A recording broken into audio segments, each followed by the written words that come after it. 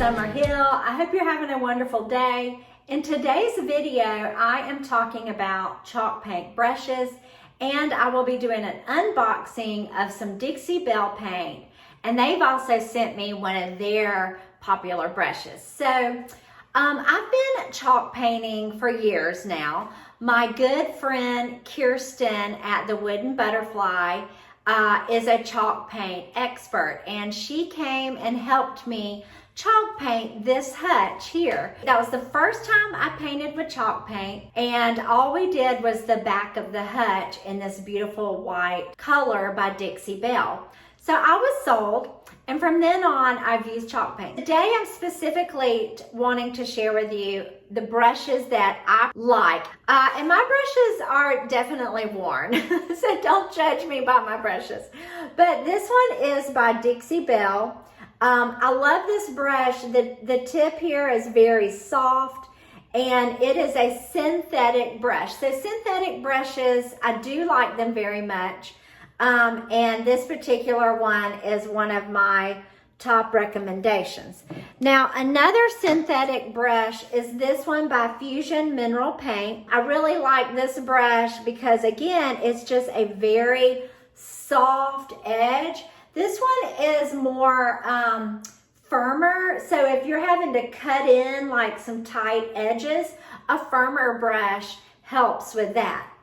Now, let's look at a brush that I use for probably all projects with chalk paint sometimes. Not as much on furniture as I do the Fusion brush and the Dixie Belle brush, but this is the Wooster short-handled brush, and this is, I call this the jack of all trades brush. It's ended up on all kinds of things, from craft projects to walls to even furniture. I have used it on furniture before, but if I want a really nice smooth look, I like those other two brushes I showed you in the beginning.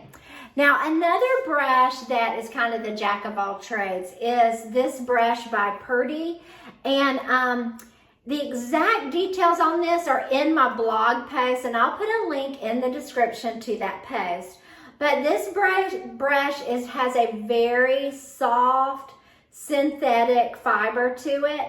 So this brush you can get at like Home Depot and Lowe's, and I think they even sell them at Sherwin-Williams. So check out this brush. Now, last is the Zibra Brush, and I actually have not tried this, but many of my DIY friends said they really like the Zibra Brush. So it comes in a package like this. So here's some things I thought were really wonderful about this brush. So look at how thick this brush is.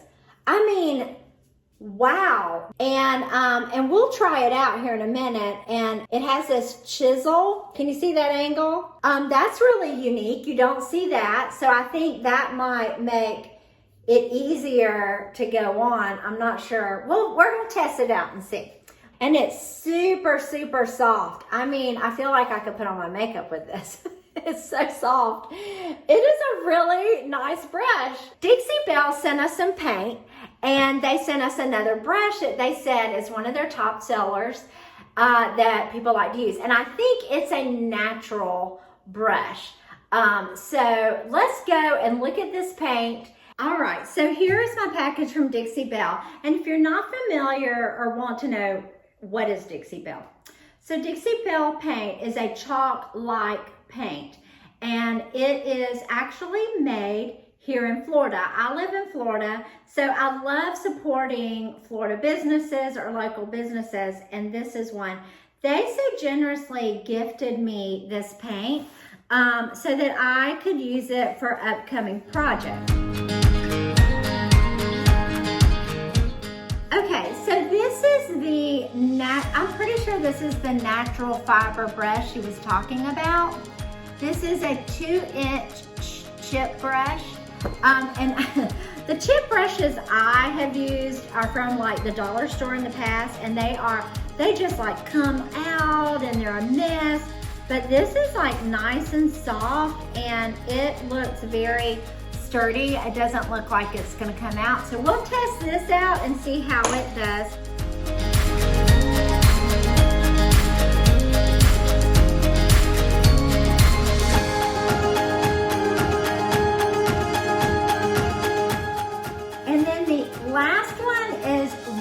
bristle yellow. So I'm setting up my table for the paint project that I'm gonna work on. I just got a cute little bench at a secondhand thrift store, but it's red and there's really no red in my home that would work with it. I'm going to repaint it with chalk paint.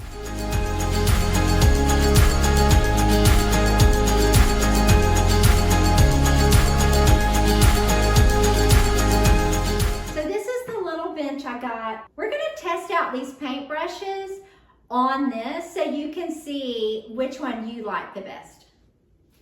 So I forgot to mention one brush that I also use, and that is just artist brush. Sometimes I use those more so with craft projects, but I do use them when painting furniture if I have fine little nooks and crannies that I need to get into. So I thought we would try this Zibra brush first.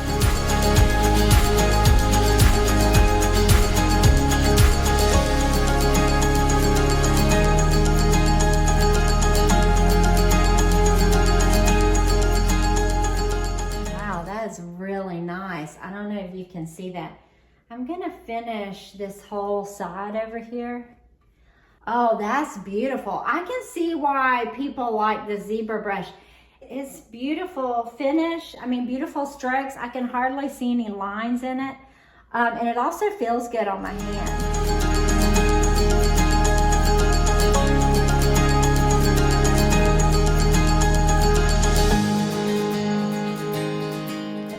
Cuts in really good. Like I'm able to get a nice line here. Very nice. Okay, so let's get the chip brush over here by Dixie Belle and let's see what we think of it.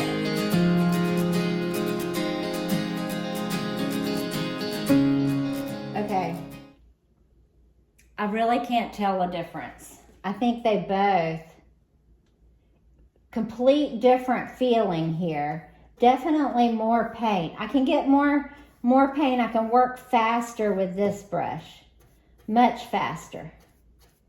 And look, it's just this thin little chip brush. Isn't that funny? I don't know. I can't explain it.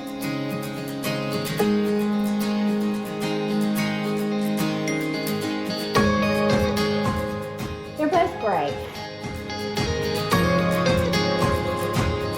Now, let's let this dry for 15 minutes and then we will look at the Zibra brush finish as opposed to the Dixie Belle chip brush finish. And if you want to know, this paint color is Stormy Seas. It was one of the new colors that I requested for my home. I picked colors that I could easily use in my home and interchange them. And this one I thought would do good. And I think it's a really good blue color.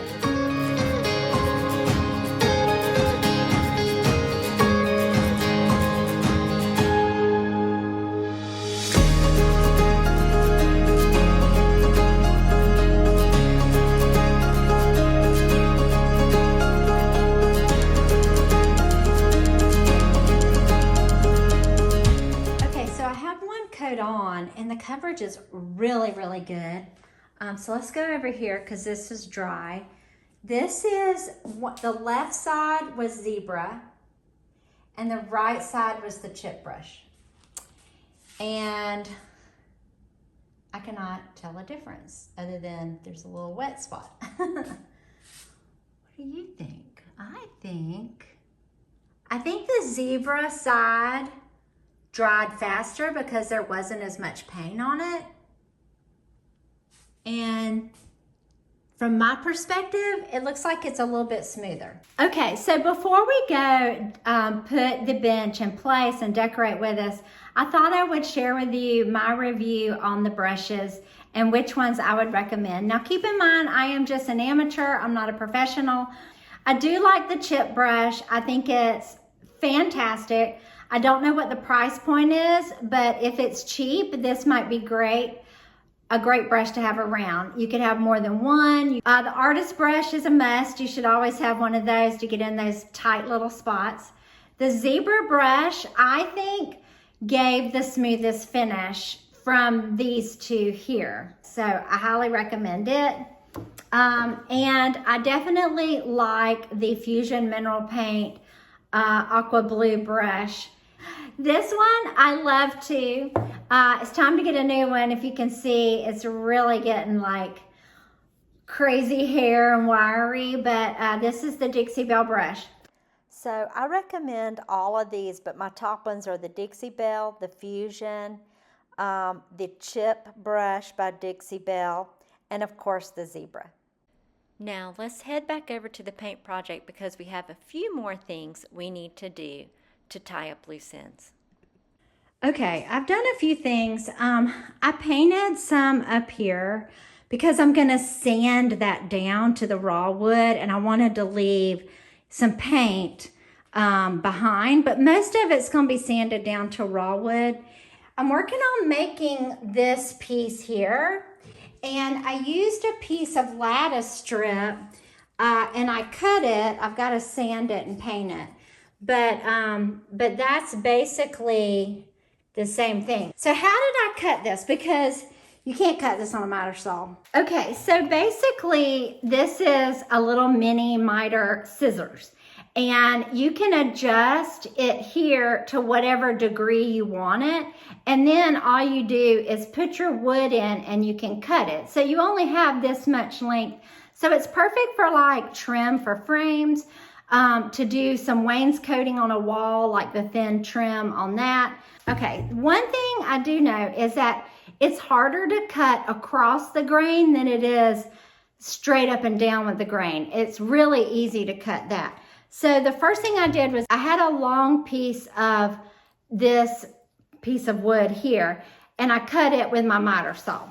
Then I drew the line because this is an angle. It's not straight. I drew the line, and then I took my scissors and I lined up. See, there's a line right there. I lined it up, my mark, and then I cut into it, and it broke it, and it left some piece here. So then I just turned it around and I did that side. So now all I have to do is sand it, paint it, and we're gonna try. I'm keeping my fingers crossed that this works. So you can try with me.